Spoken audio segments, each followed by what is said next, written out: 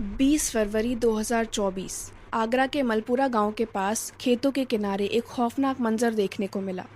एक नौजवान की पूरी तरह से जली हुई बॉडी सड़क के पास पड़ी हुई थी। जिस किसी ने भी उस मंजर को देखा उसके रोंगटे खड़े हो गए।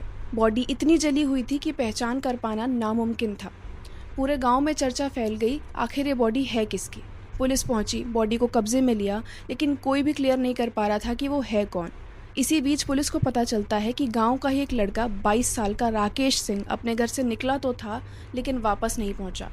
पुलिस को शक होता है कि कहीं ये बॉडी राकेश की ही ना हो।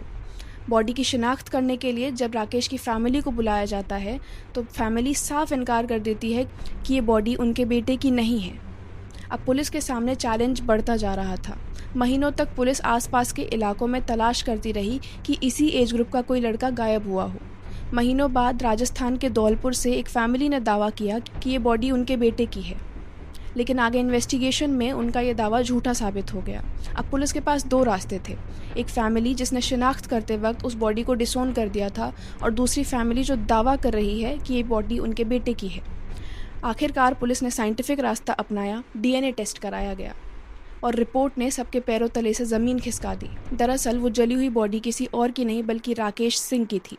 सोचिए, 19 महीनों तक राकेश के घर वालों को उम्मीद थी कि उनका बेटा कहीं ना कहीं होगा और लौटकर घर आएगा, लेकिन डीएनए रिपोर्ट ने उनकी ये उम्मीद भी तोड़ दी। अब पुलिस के सामने सबसे बड़ा सवाल था कि राकेश की हत्या किसने और क्यों करी। No CCTV footage, no electronic evidence, और फ़ोन तो बहुत पहले से ही बंद था। आखिर में पुलिस ने अपना मुखबिर नेटवर्क एक्टिव किया और धीरे धीरे सारी कड़ियाँ जुड़ने लगी। गांव वालों से बातचीत में सामने आया एक नाम, देवीराम। देवीराम रिश्ते में राकेश के फूफा लगते थे, जो कुछ समय पहले तक गांव में ही एक मिठाई की दुकान चलाया करते थे, लेकिन अचानक अच्छी खासी चलती हुई दुकान को बंद करके दिल्ली शिफ्ट हो गए। पुलिस को देवीराम पर शक हुआ। जब देवीराम को पकड़कर पुलिस ने पूछताछ की तो उन्होंने साफ इनकार कर दिया कि उनका इस कत्ल में कोई हाथ नहीं है, लेकिन पुलिस को देवीराम के फ़ोन से कुछ ऑडियो क्लिप्स बरामद हुए, जिससे साफ पता चल रहा था कि देवीराम और राकेश के बीच में एक गंभीर झगड़ा हुआ था। असल में कहानी ये थी कि राकेश ने देवीराम की नाबालिग बेटी की कुछ अश्लील वीडियोस बना लिए थे और वो उसे ब्लैकमेल कर रहा था। जब बेटी ने इस बारे में अपने पिता को बताया तो उनका खून खौल उठा। 18 फरवरी की रात देवीराम ने राकेश को फ़ोन कर दुकान पे बुलाया और वहीं मफलर से गला घोंटकर उसकी जान ले ली।